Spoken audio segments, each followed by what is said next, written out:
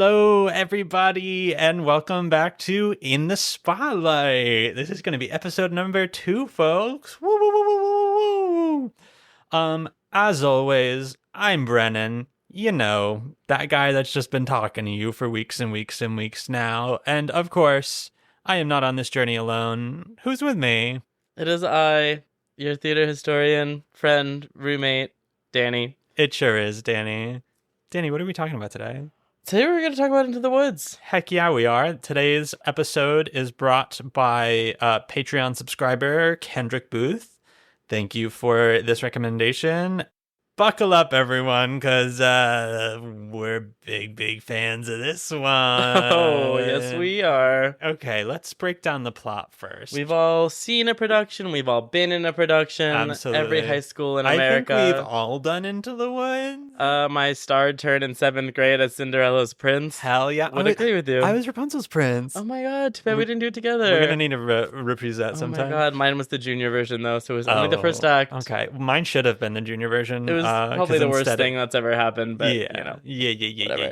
So, that's how it goes. I guess we'll talk about it for a sec. I'll give a brief overview. Listen, we got a lot of characters, we got a lot of plot. There's a lot. I did my best at doing it like a condensed summary for those of you who don't know Into the Woods. So Into the Woods is a musical, music and lyrics written by our very own Stephen Sondheim, with a book by James Lapine. This was their second collaboration after Sunday in the Park with George. Hell yeah. It's a kind of a mashup of several different Brothers Grimm fairy tales and explores the morality and the consequences as each of these characters sets out to get their wish. The story primarily follows a baker and his wife who want to have a child. And this plotline is mostly original, but the beginning is actually from the original Brothers Grimm Rapunzel. So a witch has placed a curse on them, and in order to carry a child, they have to journey through the woods to break the curse, and throughout their journey, their plot intertwines with that of Cinderella, whose wish is to attend the King's Festival, with Jack, who wishes his cow would give milk, and Little Red Riding Hood on her way to her granny's house. Other supporting characters we meet along the way are Rapunzel, both Cinderella and Rapunzel's princes, the Big Bad Wolf, Jack's mother, and then we have the tiny cameos of Snow White and Sleeping Beauty. The first act focuses mostly on all of the characters pursuing their goals, often using the refrain, "I wish," while the second act becomes much darker and focuses on their lives after Happily Ever After and the consequences of their actions and wants. Absolutely.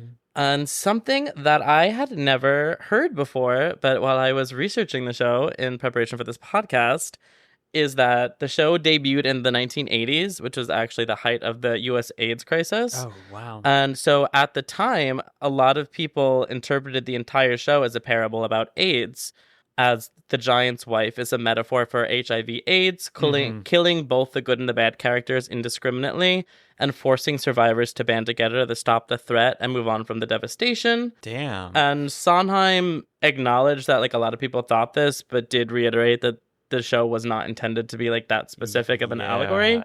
Yeah. I wasn't alive at that time, so I wasn't viewing it through that historic lens, but I just really thought that was really interesting. For sure. Yeah. And so we just to recap, I would say heavy hitters are Baker's wife. Yes. The witch, Jack, Cinderella, and Little Red.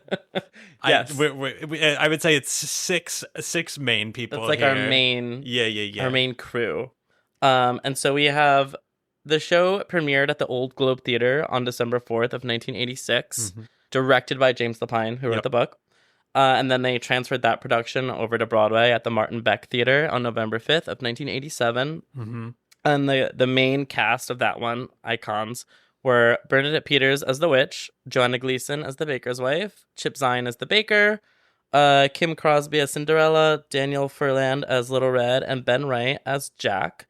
They won the Tony Awards for Best Score, Best Book, and Best Leading Actress for Joanna Gleason. Amazing. Which was a crazy upset that year, as our good friend Patti LuPone was the favorite to play Reno, because she was playing Reno Sweeney in the Anything Goes revival. Sorry, girl. Back on Patti LuPone, because when are we not on Patti LuPone? Of course. She they approached her to play the witch in the original production. And at the time, I mean, it was the 1980s. She was still young, and she decided, no, I want to be considered for Cinderella. And I don't know if they even considered her for that part, or if that's when it came to an end. But obviously, she did not end up doing a production of Into the Woods. Damn. Which she would have been a great witch at some point. Yeah. And then something to note, in 1989, the original cast reunited for 3 performances to tape the show in its entirety, and it premiered on PBS's American Playhouse when it aired in 1991. That is like a full recording of the original cast, original production. If you haven't watched it, I couldn't recommend it more. I have played that. I have watched it back to front. That was the VHS from the local library. That's what that was. And that was like the only movie that was saved on my iPod Nano, or like whatever iPod I had that had a movie.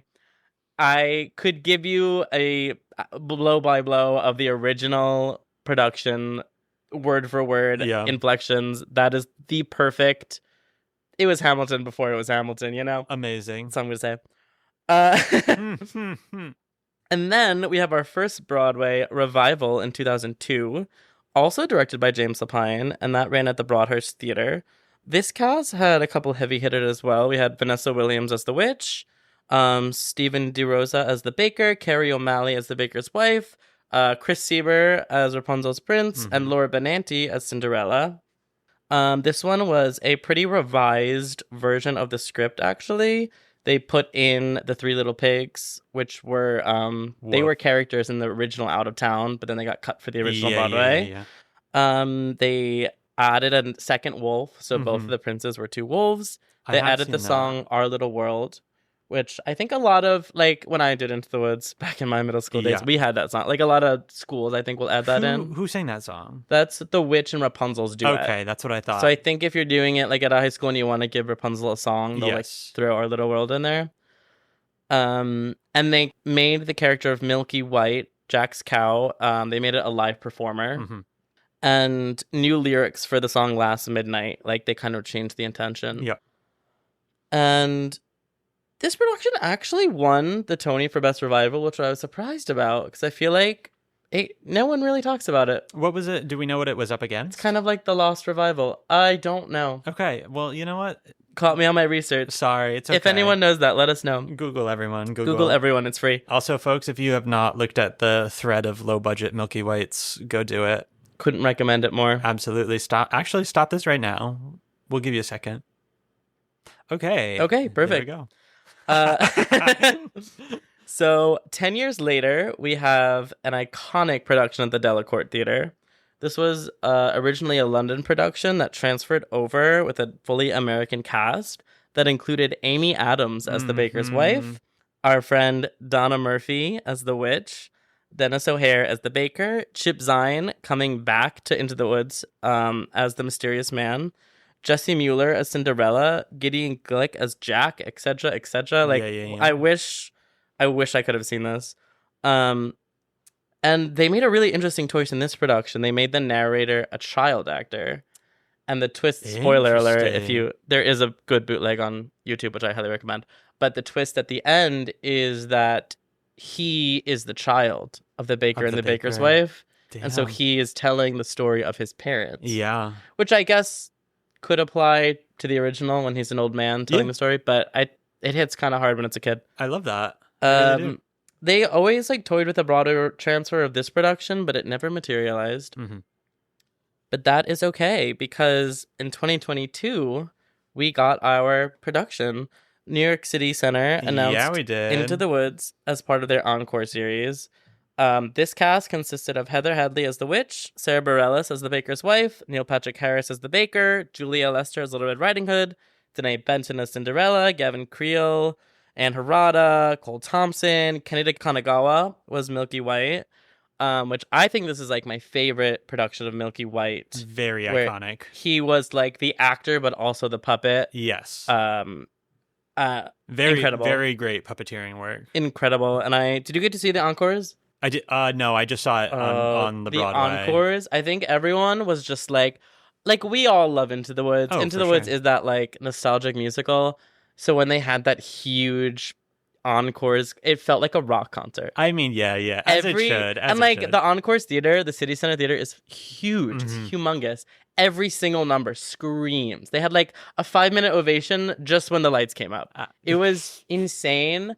And I think that my biggest regret is that Heather Headley did not transfer to Broadway. Yeah. Because she would have won the Tony. We could have her on the recording. She like watch the bootlegs, y'all. Yeah. She shook the roof off of that freaking theater.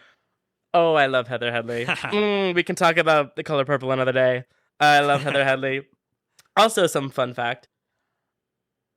Sarah Bareilles, Yes. who has successfully, I think, become our resident theater girly. I've heard of her. When she was originally like wanting to get into New York theater, she auditioned for the 2012 Delacorte production to play Cinderella. Yeah. And she references that audition as being the most humbling experience of her life. No way. Because she was like, oh, I'm a singer. I can make that transition easy. Yeah. And then she finds herself in a Sondheim audition singing like Steps on the Palace. Who's going to get that part? Jessie Mueller. Yeah. And then who does Sarah Bareilles handpick to play the lead in her musical Waitress? Jessie Mueller. The one who ripped it out of her hand. And then who got to do the part on Broadway and got Tony nominated? Sarah Bareilles. Yeah. So it's a beautiful full circle moment. Another plug, read Sarah Bareilles' book. For sure. Sounds like me. Wonderful little read. And so we have our Encores production that then transferred to Broadway, obviously. In that one, we had some cast replacements. Philippa Sue came in as Cinderella, Brian Darcy James as the baker, Bettina Miller as the witch, and Joshua Henley as Rapunzel's prince. They didn't win any awards, actually, but Sarah Bareilles, Brian, and Julia Lester were all nommed for their performances. It is my belief Julia Lester should have won. She was brilliant, redefined the character as we know it. And then on September 6th, several main cast members changed, notably Stephanie J. Block and Sebastian Arcellus became the baker and the baker's wife. They did. I think that is the funniest. September 6th was the night that Leah Michele took over as Funny Girl. Yeah. And it is also the night that Stephanie J. Block took over as the baker's wife. Yeah. And if you're like a gay theater girly in Manhattan, my question to you is, where were you on September 6th? I was seated at Stephanie J. Block's opening performance. As you should. It was also the opening performance of friend of the pod, Katie Garrity as Little Red. Of course. Brilliant cast, brilliant changeover. Where were you the night of September 6th? I was in California. I was on a gig, unfortunately. Oh, I was God. meeting Brandon. That's humiliating. Listen, I wouldn't even know you if I wasn't away during that time. Humiliating. Yeah, well, I saw it later. I saw that production, I think 3 or 4 times. Yeah. It was during that I was sitting in that theater.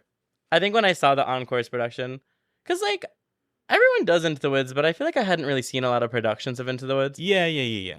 And I was like, holy shit. I think Into the Woods is my favorite musical. Yeah. I like, when you catch yourself, I was like, I know every single word. I know For sure. every single note. I love Into the Woods. Yeah. And the new cast album is like so good. beautiful. So good. It's so good. I think there are very few revival albums that are like as good as the original. And I think this Into the Woods one holds up For very sure. well. 100%. Holds up very well. Yeah. Really great cast. Really, I don't know. They nailed it. They really nailed it. They hit it out of the park. They nailed it. It's a show. I feel like it's a tricky show. Yes. It's a tricky show because I think the original production was so good. It's the kind of show as like a theater artist, like I would love to do it. Would love to be in it. Would love to like play around with it. But as just like a theater fan, like the original production was perfect. Absolutely. And so I'm like, why? Why are we touching it? And like, I feel like that is the kind of show where you would expect a stunt cast in some regard. That's something that you would probably see someone pulling out a heavy hitter for. But like, I mean, they pulled out heavy hitters, but they were all so good. So right. I mean, that's the tricky part about Sondheim is like you can stunt cast it all you want. Yeah. But it's hard. Like you have to be good. Totally. Like you can't just like sleep your way through like the Into the Woods score. Totally. It is like, I mean, I was like, oh, what can I name as like breakout songs? I'm like, the whole score, the whole freaking score. Yeah. It's so brilliant. I mean, just listening to that opening number, there's a reason Sondheim is like the best of the best. 100%. In what is that? That number's like 12 minutes. Like think of how many storylines and characters he introduces and like sets up in the course of 12 minutes. It is like the most succinct, like cut the fat. There's nothing extra in it, but he like sets up the entire musical in like one number. And at the end of the number, you know exactly who everyone is, you know exactly what they want. Everybody gets their I Want song like right at the top of the show. It's so goddamn brilliant. It sure is. I can't even. Yeah, no, they killed it. They really killed it. It was so good. Every single replacement was also phenomenal. Like every replacement was so good. They nailed it the whole way. And I think there's merit to a lot of people criticize the encore's transfers. Yeah. Because they start as concerts, and then when you transfer to Broadway, people are like, okay, now you're charging us Broadway prices for like a bared down concert production. And I think that there's totally that merit in that conversation. But I did love like the simplicity of the Into the Woods revival, where I was like, you just like also like did the show. The music is obviously so central to this in particular. So to have that presence there visible on stage was like, it was a part of the experience. It was a part of the world, you know? And like, quite frankly, if you can do a production of Into the Woods with a couple of trees on the stage and make us feel the way they did about it. Amazing. And I mean, that one was, I don't know if I said it, was directed by Lear de Bassinet. Brilliant. I think she does most of the encores. I don't know. I think she's on the board at City Center. Gotcha. Fact check me. I don't know. Yeah. I mean, there's merit. I'm like, I totally get it. You're charging Broadway prices. Now beef it up. Yeah. But also, I loved it. It was legendary. Simple. It's iconic. Yeah, they were amazing. just like doing the text. Absolutely. And I loved it. And I thought it was great. And I would go again. 10 out of 10. I'll put it right here. I'll go again. Literally, I'm ready for the revival. I'm ready for the revival of the revival. It's been a year? Not even? I think we're ready. I mean, not even. They went on tour. They took that production on tour for a year. And so many of them went with it. It was awesome. And it was so good. And you know what I wish? I really wish that Kennedy Kanagawa had gotten a Tony nom. Yeah. Because I think that would have just, like, it would have been outside the box. For sure. You know, like, he didn't have lines, he didn't have a song, but his acting and his presence, he, like... Boy, did I care about that cow. He made it a character. Yeah. Like, in the original production, like, Milky White was a prop. Yes. It was, like, a statue that they were wheeling around on stage, which was, like, great choice. It worked fine. It was perfect. But then they kind of blended the choices of, like, live actor and puppet, and then he was a puppeteer. I think he was just... Exactly. He was so brilliant. Absolutely. Definitely. I think it's a legacy that deserves what it is and will go on for ages. Yeah. I also feel like we need to acknowledge the elephant in the room. Go for it. The Disney movie starring Emily Blunt, Meryl Streep, James Corden, Anna Kendrick.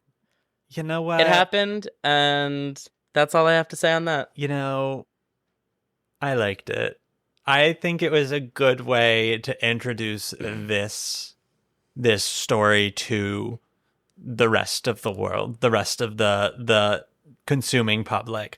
Obviously, they could have done everything. They could have done it all. They could have included all of the characters, all of the songs as it was meant to be. Totally could have done that, you know, but even with what they cut it to, I think it was still pretty good. I think if anything had to absolutely change, I think we did need the Mysterious Man. I think that Emily Blunt was great.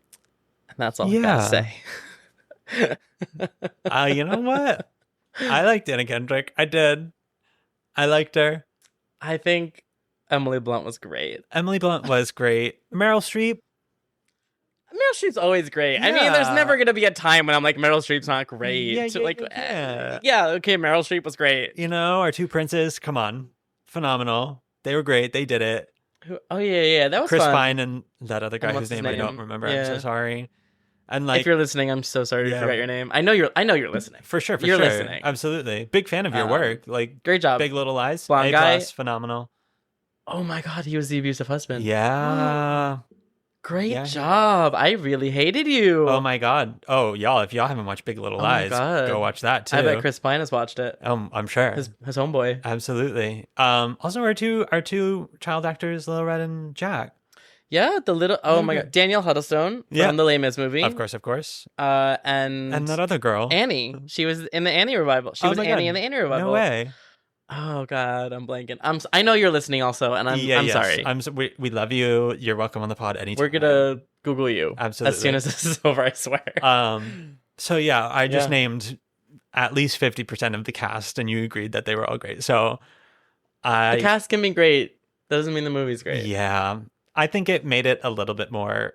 I should say, it made it a little bit more accessible. I think it was accessible for it. Granted, I am speaking on a movie that I have not seen since I watched it in a movie theater the day it came out.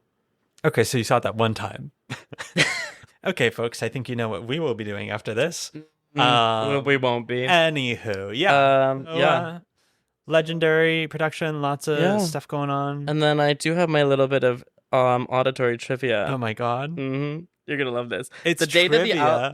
the day that the album came out, I hopped on an emergency FaceTime call with my friends because we had to talk about it. Oh my God. I was at work.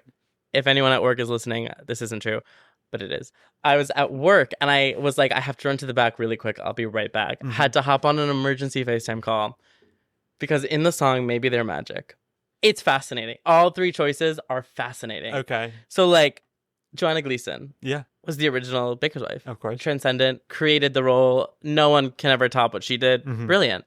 She does not sing the phrase as written in the score. Okay. She and maybe they're really magic, who knows? She sings the rhythm, but not the notes. Sarah Bareilles comes in. She sings the notes, but not the rhythm. Whoa. It is. And you know what? I'm going to play it for you. I have a playlist for it, and I have timestamps. And then, if you listen to the forgotten 2002 revival, Carrie O'Malley, she does both the rhythm and the notes correctly. Wow. And it is just such a fascinating interpretation where you can see that, like, I think Joanna Gleason comes at it as an actress, and Sarah Bareilles comes at it as a singer. Mm-hmm. I'll play it for you. Don't worry, guys. I know you're all. Oh, okay. So this is Joanna Gleason. There are rights and wrongs and in-betweens. No one waits when fortune intervenes. And maybe they're really magic. Who knows? Okay, you heard that, right? Yes. And maybe they're really magic. Who knows? She did not. And then this is Sarah Bareilles.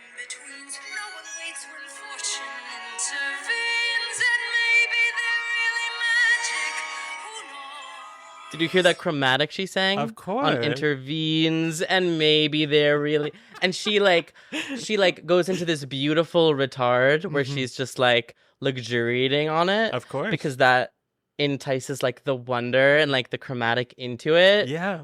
But Joanna Gleason is like, we don't have time to luxuriate. We got to do this and get into the woods to get our wish.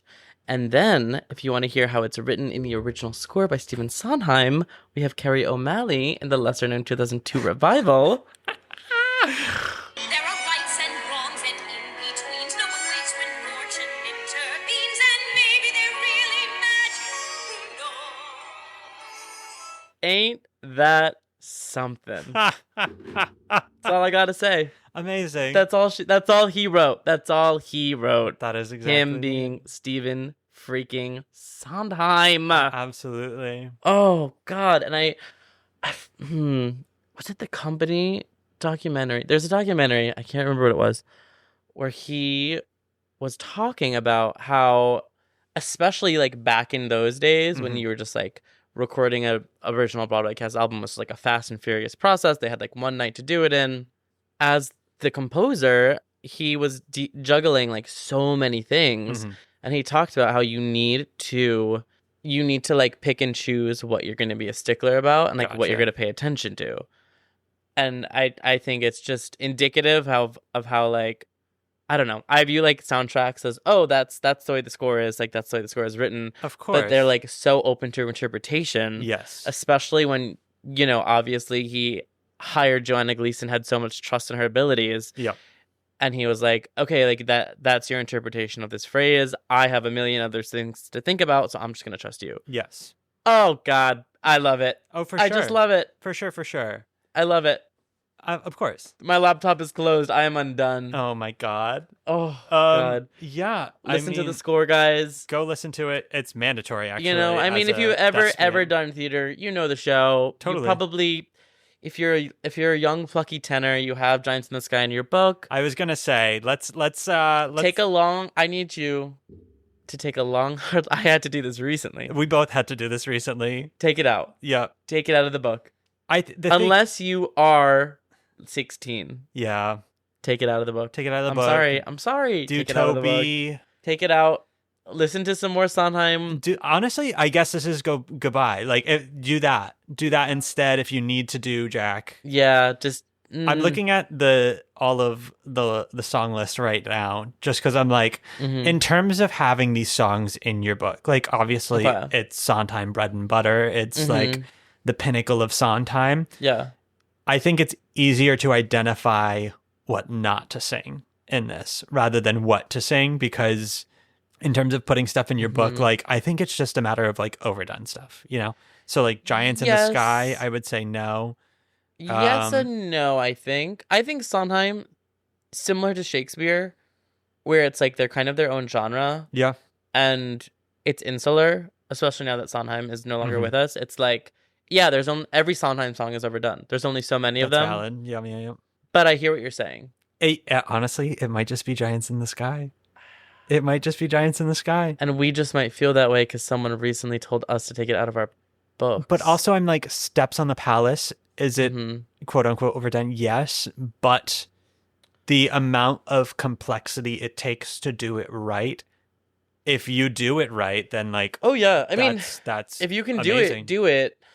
I think the trap with Giants in the Sky that I found, and probably with I Know Things Now, for those particular songs, they're particular characters of a certain age. Yeah. And I think, especially if you're auditioning for the show, you just have to like have a long, honest look with yourself and be like, can I realistically play this part? As much as I would love to play this part, you know, in a production, am I going to be considered for Jack, or am I going to be considered for the baker understudy because I'm of a certain age? If I'm standing next to the actor playing the baker, am I actually looking like a child? And I think both of us, like, we're not old enough to be the baker. No. But we're old enough to be the swing. That's exactly right. And that's not Jack. That is exactly maybe right. Maybe he covers Jack, and, you know, if He the younger doesn't. guy is Here's the sick, thing. we'll go on. Here's the thing. He doesn't cover Jack. He doesn't cover Jack.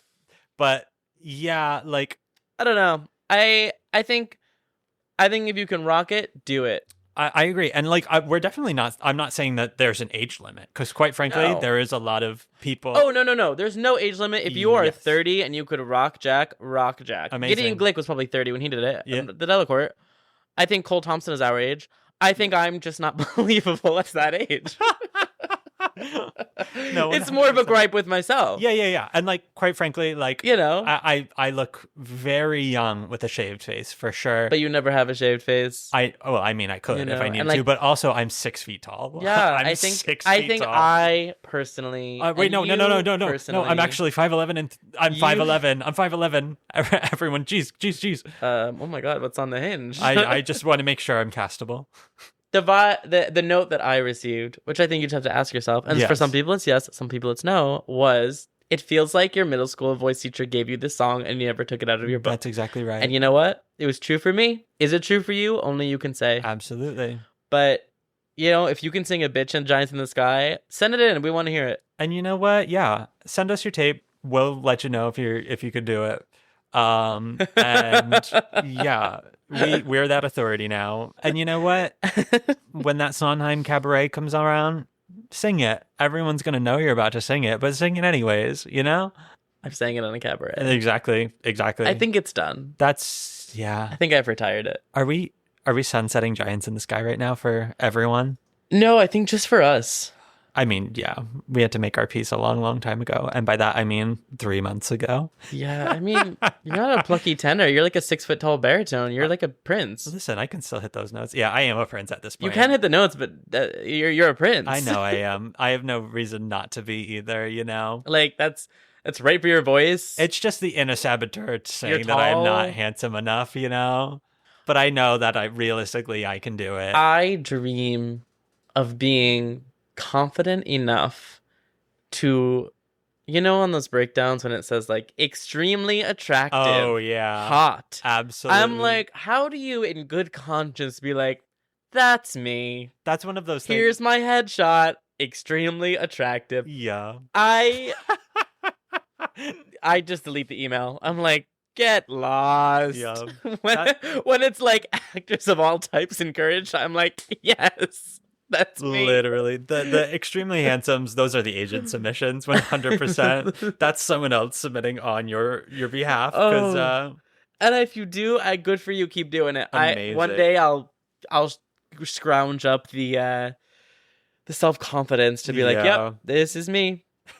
Until then, I stick to the all types encouraged. Listen, I'm still living in the Delulu world that I'm going to play Fiero someday. They gotta come around to it. But until then, all types encouraged.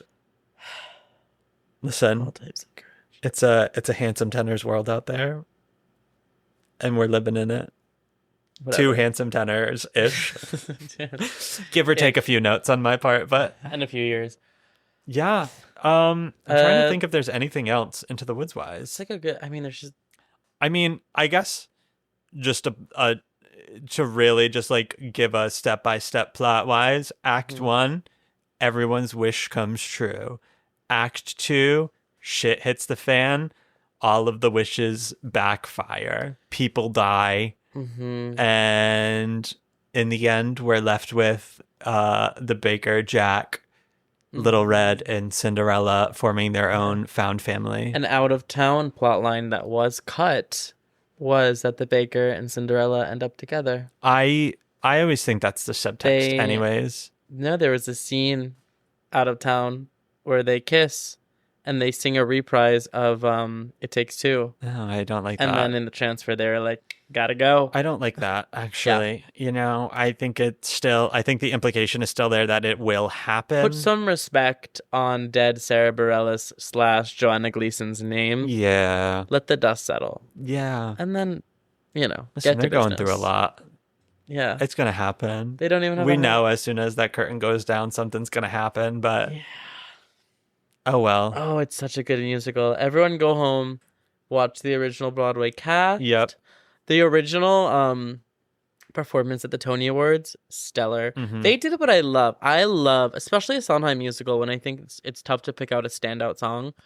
A medley. I love a Tony medley performance. That was a great one. I mean, they really nailed it. And it's kind of cool. Bernadette Peters is only in the show for like 4 months because she had another commitment. So Felicia Rashad was the witch replacement. Yeah. And it's kind of cool to get to see her do the role for like that little bit. Yeah. And there's more. I think her witch's rep is on YouTube as well.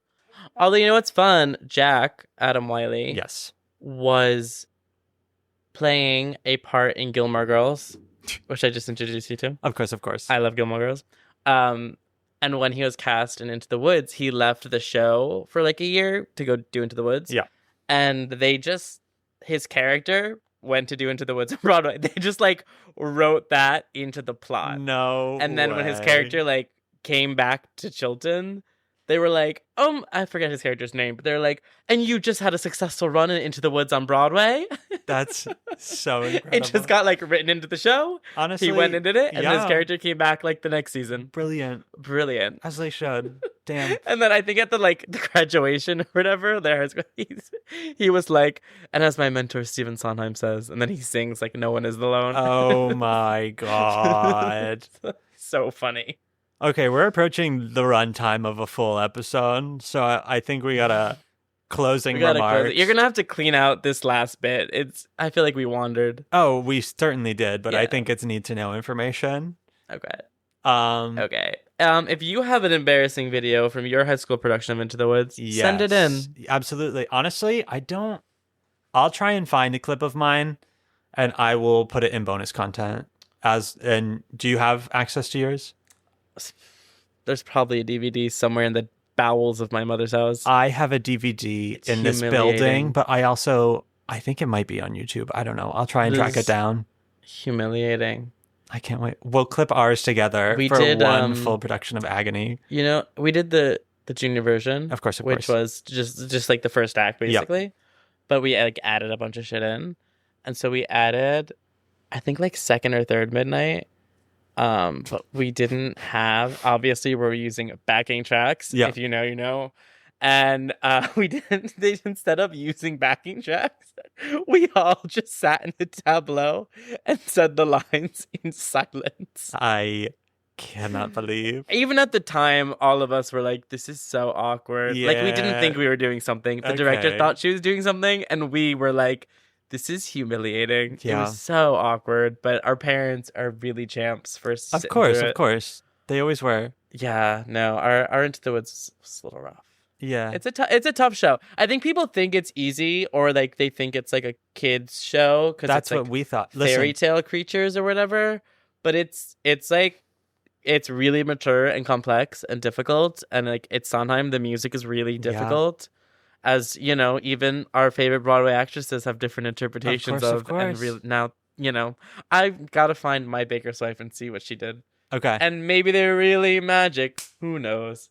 I see. The thing was, we pitched it. We rallied for it. Was it your school? The staff, it was our drama club. The staff did not want to do it. And the movie had just come out. And naturally, all of us were like, "Bah, bah, bah, bah, bah, bah, bah, bah, bah, bah." So, yeah, we kind of forced it into existence. And then we didn't regret it, but we certainly faced the consequences. Which were A subpar production. subpar. We did, you know what? I'm just going to post it as Yeah. bonus content. There's plenty I could say about this, but I'll post some bonus content. Yeah. It's time to wrap this up. Once again, thank you, Kendrick Booth, for giving us the suggestion of a show. Thank you so much. Thank you. Folks, if you want to choose what show we are talking about, you can do so by joining us over on Patreon as a principal tier member. Link in bio. Absolutely. It's patreon.com/BA2Broadway. As always, you can find us on most social media platforms at BA2Broadway. You can find me at Brennan Stefanik. Me at Diesels. And until next week, folks. That's all she wrote. Bye. That's all he wrote. That's all he wrote. May he rest in peace. Absolutely. Amen. From BA to Broadway is created, produced, and edited by Brennan Stefanik, music by Dylan Kaufman, and cover art by Jordan Vongsithi.